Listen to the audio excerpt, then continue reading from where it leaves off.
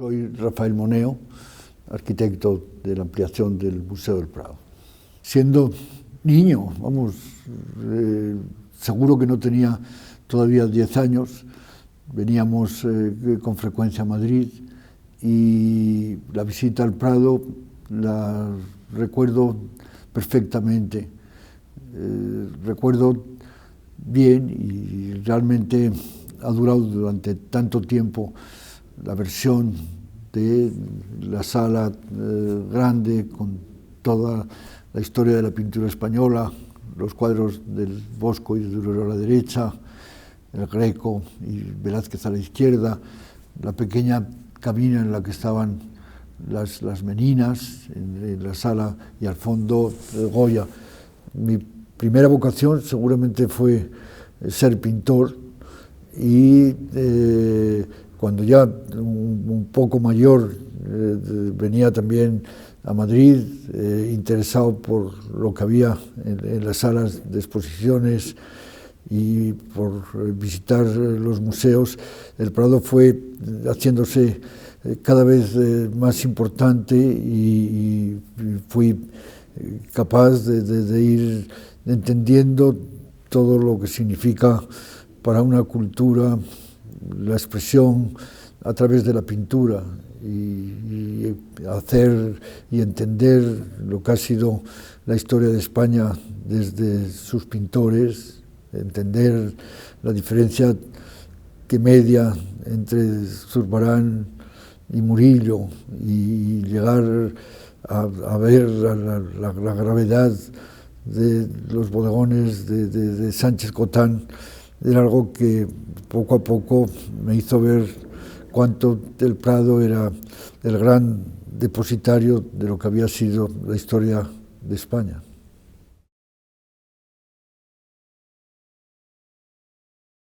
Yo había tenido relación con los dos patronos anteriores, los dos presidentes del patronato anteriores, sea con Eduardo Serra o con Rodrigo Uría, que tuvo un papel crucial en los años en que se discutía la oportunidad o no de este proyecto para la ampliación del Prado, y por ello no recuerdo que fuese en tiempos de Uría cuando me incorporé al patronato, debió ser después y realmente, bueno, pues ver desde el patronato la gestión que se hace del museo y entender cuánto tantas gentes que han, no sé, hecho de su vida pública, o que han dado a su vida pública tanta importancia casi como a su vida privada, es para ellos una, digamos, de las ocupaciones a las que prestan más interés, hace que realmente las reuniones del patronato sean reuniones gratas. A veces me ha tocado decir que hasta balsámicas, en medio de lo agitadas que son siempre, y es las reuniones en las instituciones españolas. Una institución como el Prado me parece que, no sé, da a todos cierta sensación de obligar a un respeto que va más allá de lo que son los intereses personales. La Fundación de Amigos, así recordando vagamente, a lo mejor imprecisamente, me parece que, y tampoco sé exactamente los años que tiene, a lo mejor tiene ya 25, pero yo creo que se monta y se organiza como un grupo de gentes que entiende que puede ayudar con lo que es su colaboración a que lo que tiene la administración española siempre de pesada y de obligaciones burocráticas que retrasan, no sé, la atención y la asistencia directa. Y entonces a mí me parece que esta sensación de que el director del museo y las gentes que trabajan en él piensen y quienes lo visitan y disfrutan del mismo, cuentan con un grupo que está dispuesto a ayudar en lo posible. Me parece y que además, digamos, contribuye a que tanta gente siente que hace algo por algo a lo que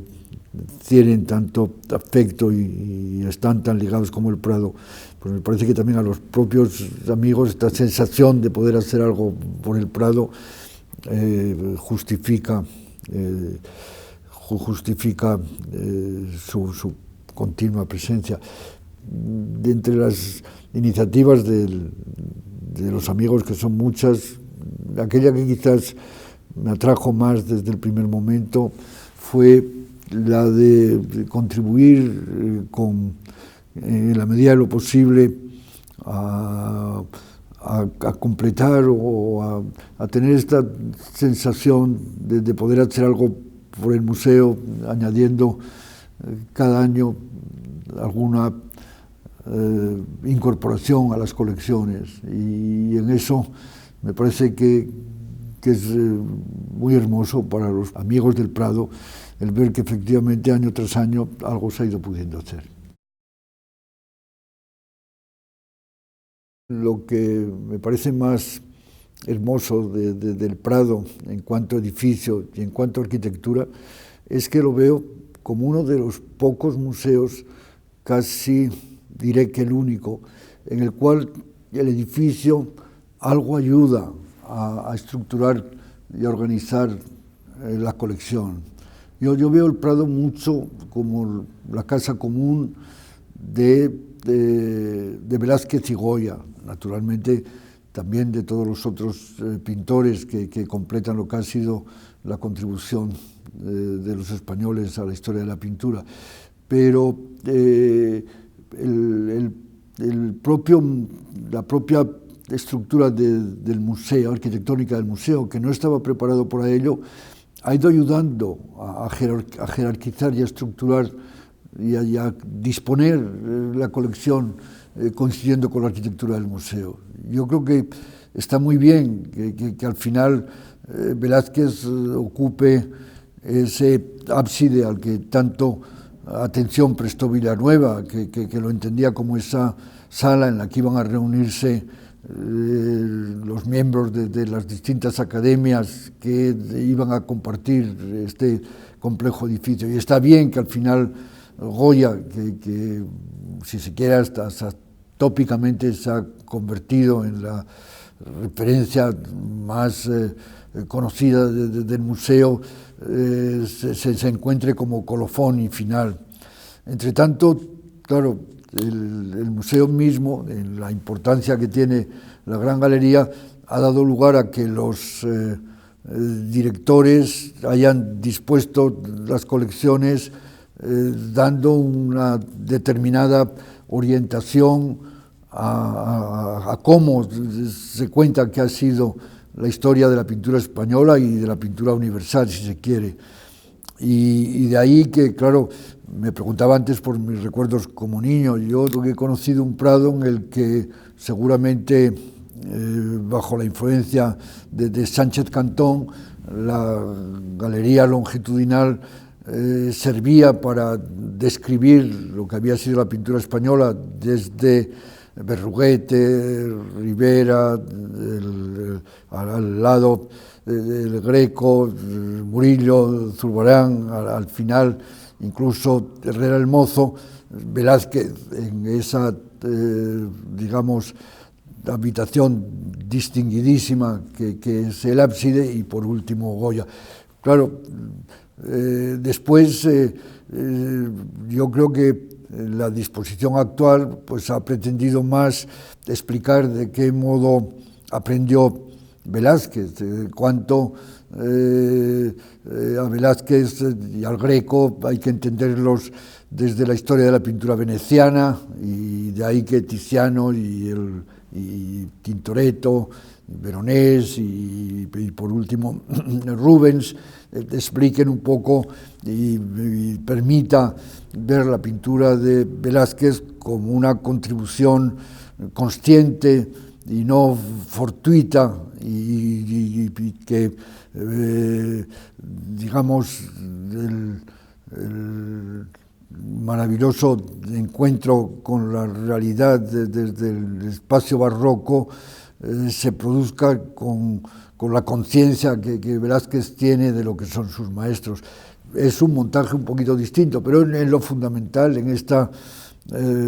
digamos, en esta preferencia dada a lo que significan Velázquez y Goya, e incluso si se quiere un poquito más marginalmente, la importancia dada a alguien como el Greco sigue manteniéndose en el museo, y eso hace el museo, me parece, o hace que realmente arquitectura y colecciones estén trabadas de un modo, como le digo, que no se da en muchos otros museos. En general, casi siempre procuro ver Velázquez, y ver Velázquez,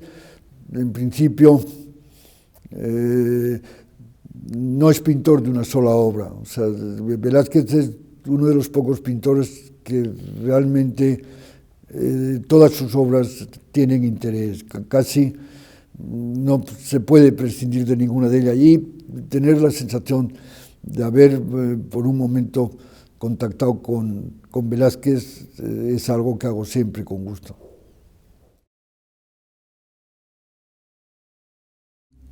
En realidad, el Prado había sufrido ampliaciones que aparentemente no influían a lo que era su fachada sobre el Prado, y sin embargo había ido acumulando atrás de un modo un poco menos estructurado todo lo que habían sido las ampliaciones, y había quedado un poco fuera de lo que había sido el origen del Prado, que el origen del Prado es en realidad atendiendo mucho a la topografía, situar un edificio longitudinal con una doble entrada, una entrada desde el Botánico, otra entrada desde lo que hoy llamamos Puerta de Goya, y un frente al Paseo del Prado. En realidad, el primer problema de la ampliación era de qué suelo disponer, y el suelo al final, que claramente se presentaba como posible ampliación, era el suelo del claustro de los Jerónimos, con lo cual se redondeaba también una historia del Prado que relaciona el Prado con lo que son las colecciones reales y las colecciones reales desde el Palacio del Buen Retiro. Hacer posible esa colonización del suelo que ofrecía lo que quedaban del monasterio de los Jerónimos, origen del Palacio del Buen Retiro, obligaba a ocupar y a entender de qué modo conectar ese nuevo suelo con el edificio antiguo. Recuperar desde esa cuña de plataforma que rescata lo que había sido la ladera en la que había quedado incrustado el edificio de Villanueva, es lo que de algún modo hace la ampliación, y con eso suaviza, digamos, lo que habían sido las intervenciones a la espalda,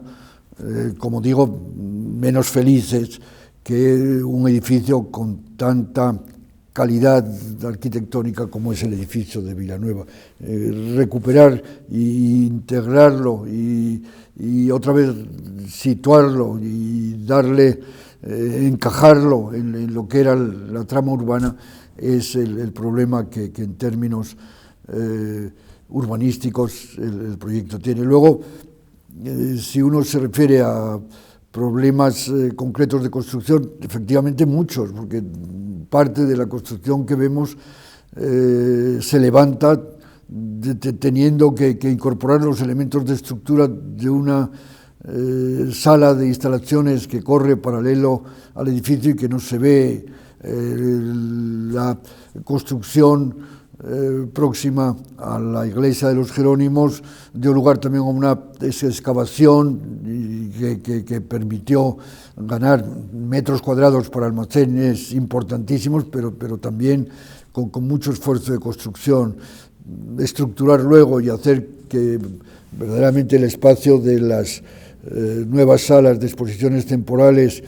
pudiera disfrutar de una entrada común desde lo que hoy se llama la Puerta de los Jerónimos al edificio antiguo y al nuevo, también, digamos, exigía una cierta, no sé, contribución desde la arquitectura a poner orden en todo aquello que había. Y yo veo la ampliación del museo mucho como la contribución desde un determinado tipo de conocimiento, que es el conocimiento que da una disciplina como la arquitectura, a prolongar la vida de un edificio, incluso a incorporar las vidas de otros edificios, como es el claustro, que en este momento no se sabría bien si el claustro es una pieza más del museo o si el claustro es una excusa para poder reorganizar y volver a entender lo construido de otro modo. Por eso la ampliación del Prado, que para mí, bueno, pues me alegró mucho de haber tenido ocasión de hacerla, por lo mucho que ha significado en mi vida, como también en la vida de tantos españoles. Desde luego no ha sido sin esfuerzo, ha supuesto un esfuerzo muy grande y la veo más como una contribución profesional que como un momento de entender la arquitectura como expresión personal. Así como la contigüidad del edificio existente de Villanueva de los Jerónimos permitió que continuasen bajo un mismo techo Velázquez y Goya, el que realmente uno vuelva a encontrarse en la ciudad al tener que venir aquí al Casón o tener que pasar mañana al Salón de Reinos, está bien. Incluso si algún día el Prado pudiera permitirse el lujo de abrir también la Puerta de Velázquez y poner a los visitantes también más cerca del Paseo del Prado, pues estaría todavía mejor. En ese aspecto no hay por qué pretender que en términos de eficiencia todo tenga que estar conectado por sótanos que a veces resultan antipáticos. A mí me parece que es grato que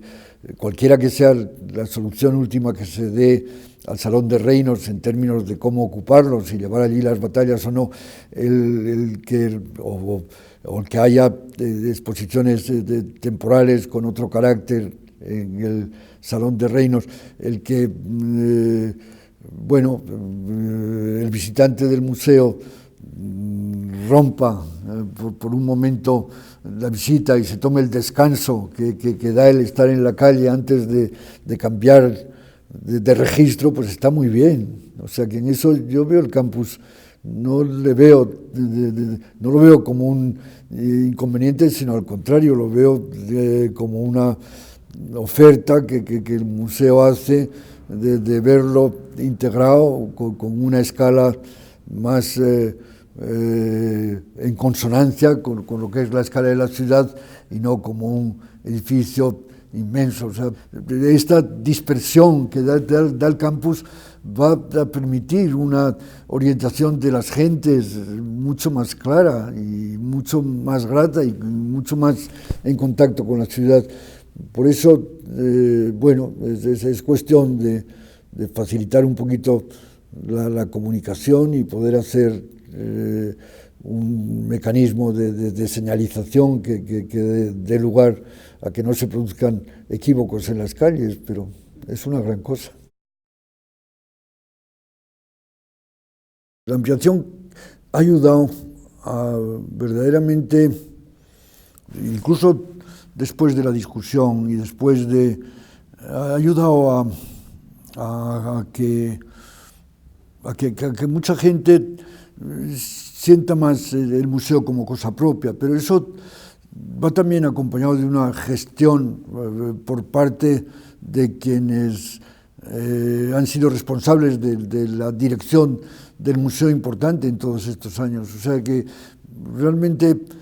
la ampliación ha ayudado, pero sin una gestión acertada en el modo de hacer sentir a la gente más próxima a su sentido de ver lo que hay en el museo como propio. A mí me gusta, yo tengo todavía, no sé, la confianza o la esperanza de que en el museo la gente, en un museo como este y con el carácter que el Museo del Prado tiene para los españoles, la gente acaba entendiendo que aquello, de modo alguno, también lo puede entender como propio. No digo tanto que le pertenece, pero que verdaderamente no se siente ajeno. En eso, el hacer que el museo mantenga esta condición a un tiempo de apertura y dignidad, ¿no? Por eso también el tono es muy importante, no banalizarlo, pero al mismo tiempo no cerrarlo, y esto es donde me parece que el acierto en la gestión de los últimos años se ha producido.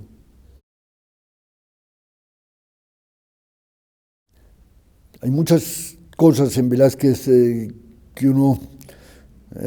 las que uno tendría que aprender. La sensación del barroco más tarde de no acabar de distinguir bien entre el espacio real y la ficción de quien lo traslada por un medio más o menos convencional como la pintura a un plano. La extraordinaria destreza de Velázquez, en la que realmente la pintura al óleo, digamos, adquiere en lo que los medios convencionales de los siglos XVI y XVII adquiere una naturalidad extrema, el hacer que verdaderamente esa destreza no se imponga como virtuosismo. Todo eso son aspectos que realmente uno encontraría en muy pocos artistas. Esto que le estaba diciendo y que me parece haberle oído decir a Antonio López García, un pintor de quien he oído cosas siempre tan certeras a propósito de Velázquez, cuando él dice que realmente no hay obras prescindibles, el que un artista en toda obra, y de ahí que la obra de Velázquez sea tan corta, no es una obra seriada y producida. Me interesa también esa especie de curiosamente sabemos poco de Velázquez, ¿no? Sabemos menos de Velázquez, a pesar de haber sido una persona en la corte, seguramente a lo mejor menos que de Cervantes, a pesar de esta sensación de haber podido dar a la obra una tal importancia que verdaderamente deja a su persona en segundo término. Y tantas veces ocurre al revés, que la obra de un artista se explica desde la persona. Explicar la obra de Velázquez desde la persona exigiría una invención literaria completa. Realmente esta sensación de estar siempre, no digo ya ante un misterio, pero ante una obra cuya interpretación se nos escapa, y por eso mismo es una obra que siempre ofrece esa novedad con la que uno se encuentra, a pesar de mucho que lo vea y lo visite y trate de encontrarse con ella.